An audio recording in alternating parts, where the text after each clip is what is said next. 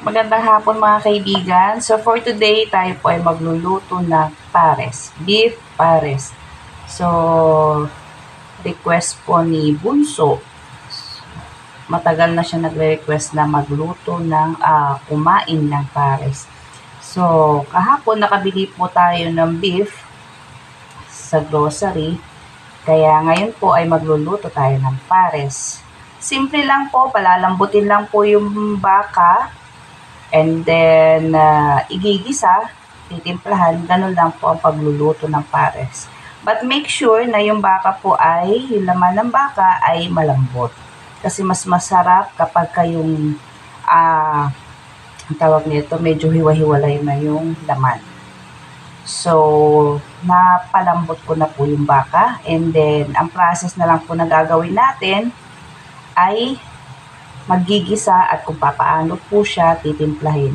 So, yung ating pressure cooker na baka, nilagyan ko na rin po ng onting asin at saka paminta na buo. Ayan, so mag-start na po tayo. I-chop natin yung ating panggisa. Ito yung ating mga panggisa. Gagamit tayo ng ginger, luya, and then garlic. At gusto ko kasi maraming sibuyas. So, gagamit ako ng 3. At yung ating onion, leaves, galing lang po ito sa aking tanim. At syempre yung ating pampalasa or spices, yung star anise. Yan. Lagi po ako may stock dito sa bahay. Yung iba hindi alam yung itsura ng star anise. Pero ito kasi, medyo durog na siya. Hugis star. Kaya siya star. Ayan. Yan po ang itsura ng star anise. So, ito po ay dagdag aroma. Star anise. And then, gagamit tayo ng sugar. Soy sauce. And then, patis. Siyempre, maglalagay tayo ng beef cubes kasi beef yung ating karne. And then, ang ating ground pepper, at saka pampalapot ay cornstarch. Yan pong gagamitin natin pampalapot. So, mag-start na po tayo mag-chop. Sa ganun, makaluto na po tayo.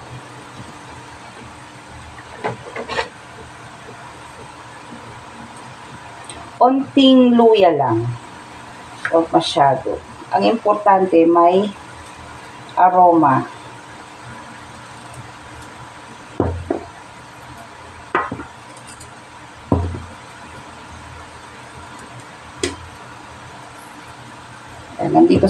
Andito ako sa tabi ng sink. So, diretsuhan na yan.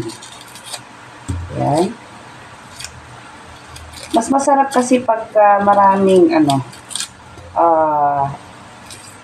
onion, sibuyas ang ating mga ulam, pero dahil mahal, ito po ay optional.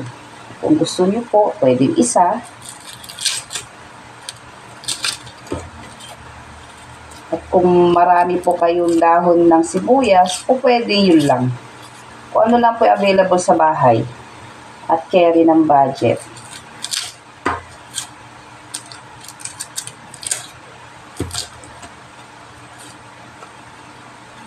Ayan. And then, itong bawang, gusto ko kasi maraming bawang, so ilalagay ko na po ito lahat.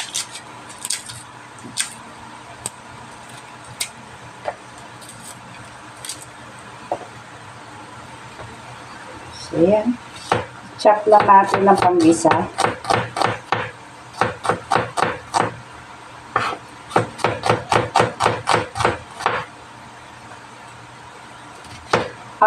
Ang ipeperno ko dito is it's either yung mami kasi gusto nila yung Mickey, yung parang gano'n, at saka rice. So mamaya magsiserve na lang ako ng both rice tsaka mami, yung ating Mickey.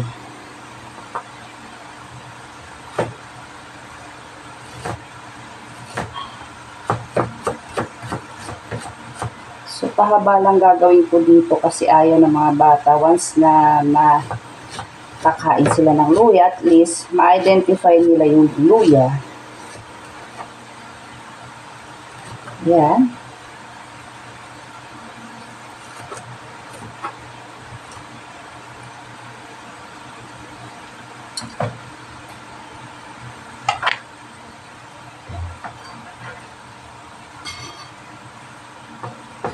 Pwede rin kayo maglagay po ng, kung gusto nyo ng spicy, medyo spicy, pwede po kayo maglagay ng chili powder para diretso na.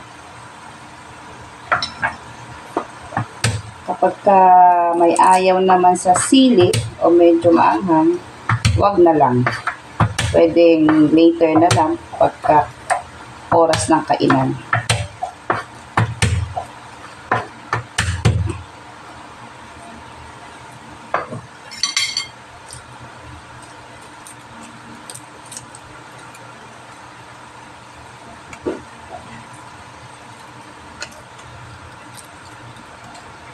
Pasensya na kung hindi na po ako gaano nagvi-video sa pagluluto kasi kadalasan po kulang ang aking oras. Mas kumakain kasi ng time yung pag-video sa cooking compare sa paghahalaman.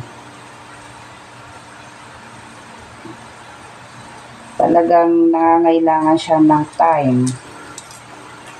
Pero kung may extra time naman, okay po pwede. Kaya minsan, yung mga niluluto ko, nilalagay ko na lang siya sa short. Not like sa mga malalaking market, makikita mo halos lahat ng pwedeng lutuin na gawing content.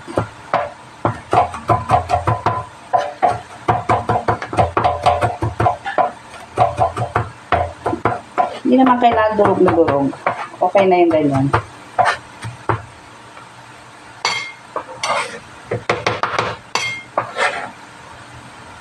Yeah.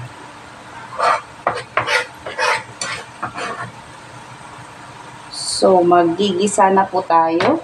Ipapakita ko lang po yung aking pinalambot na baka. So, ito mga kaibigan, yung ating pinalambot na baka. Ang pinili ko po yung may mga litid. Ayan. Kasi, mas masarap yung mga may litid-litid. Yan. So, malambot na siya. At,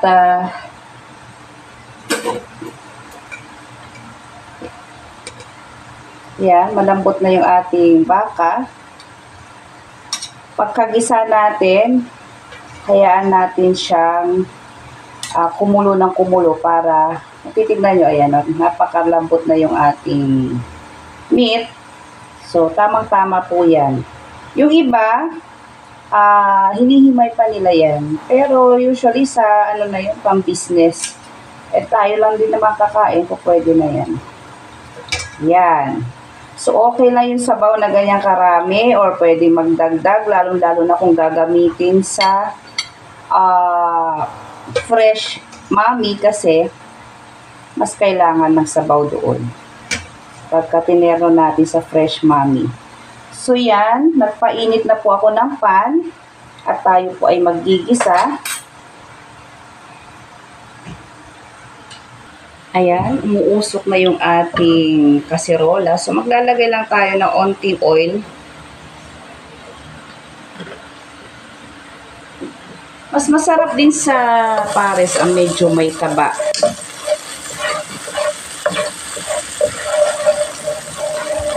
Lahin ko po yung ating luya.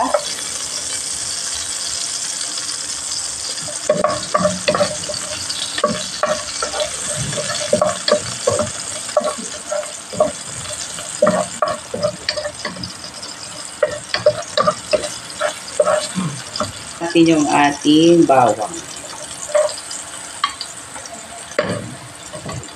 Masarap pag marami talaga spices ang ating mga ulam.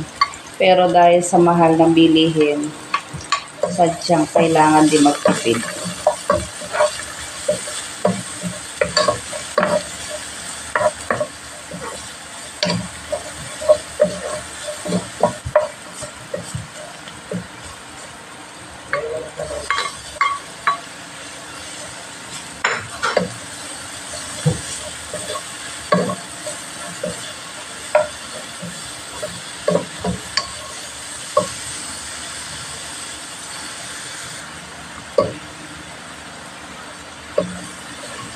Ayan, naging transparent na po yung ating sibuyas. So, ilalagay ko na po yung ating pinalambot na baka. Ayan o, kita po ninyo, puro litid. Yan ang gusto ko sa parte ng baka, yung may mga litid.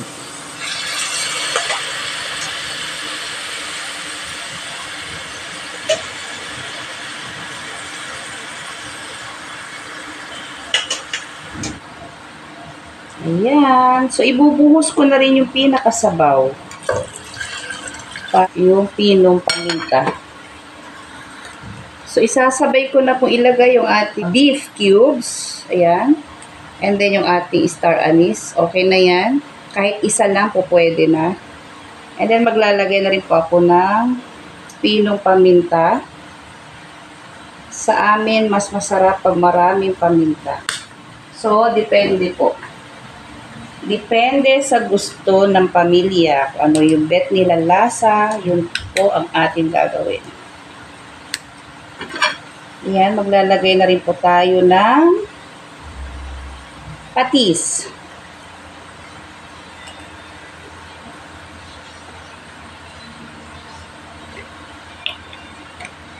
At syempre, pampakulay ang ating toyo. Pag masyado, okay na yung ano kasi maglalagay pa tayo ng pwede rin oyster sauce kasi ang ating pares, pag tayo po ay nagluto ng pares ay maglalagay din naman tayo ng sugar. So, depende po sa choice nyo kung oyster sauce or toyo. So, okay na yung ganyan na kulay.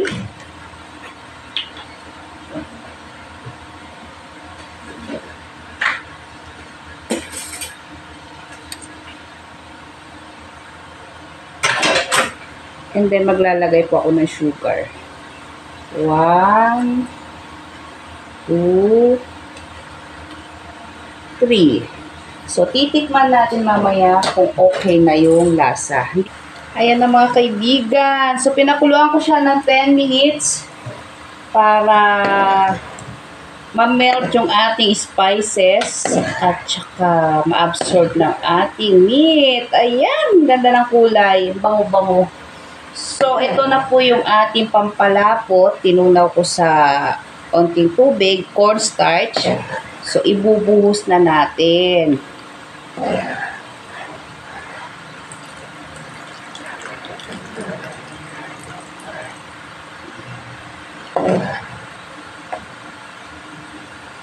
Ay, sarap. So, yan. Halu-haluin ko muna. Yan. Grabe ang bango. Ang bango ng star anise. Halos humihiwalay na yung ibang meat. Kasi malambot na siya masyado. Pero yan po ang perfect sa pares. Ayan, bye-bye na po mga kaibigan. Thank you for watching. Maraming salamat po sa mga sumusuporta sa aking channel. Thank you so much. Mag-iingat po tayo palagi and God bless. Bye-bye!